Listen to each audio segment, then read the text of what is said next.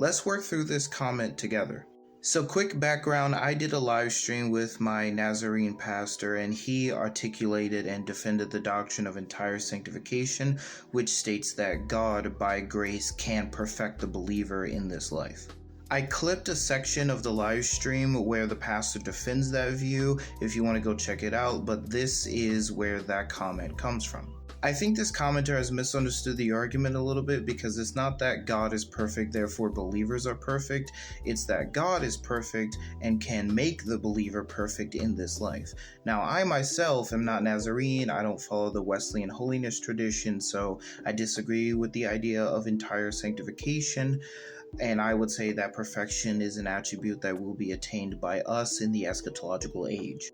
But there's another discussion that needs to be had surrounding Deuteronomy 21:10-14, and you guys can go ahead and read it on the screen. But as you can see, it is a sort of messed up law in a way. And one of the observations we can make about the text is that the woman's autonomy and what she wants in this situation seems entirely irrelevant. So the comment seems to be getting at something like, is this command from a perfect God justified because it comes from a perfect God?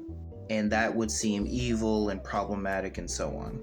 Now, I have not done the study on the pretty woman law, as it's called, that I would like to, so I can't comment on this law specifically, but I have done a lot of research on ethics, and I've done a lot of research on the Mosaic law, so I can make some general comments.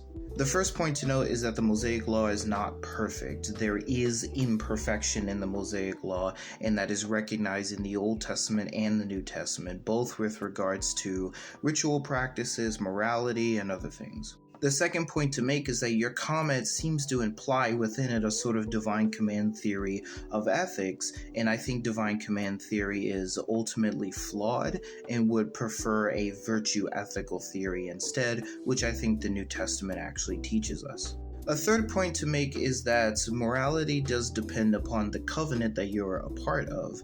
So a quick example would be under the old covenant, Israel could go to war and have holy wars. Under the new covenant, we don't fight against flesh and blood. So what is permitted and not permitted is based upon the covenant, and then as a virtue ethicist, I would say is also based upon your social context. So in summary, I think this comment has misunderstood the doctrine of entire sanctification. And I also think that this comment assumes some things about divine command theory and the Mosaic law that aren't true. So to answer the question directly, in our context, no. But in their context, possibly. Give me your thoughts in the comments below and follow for more.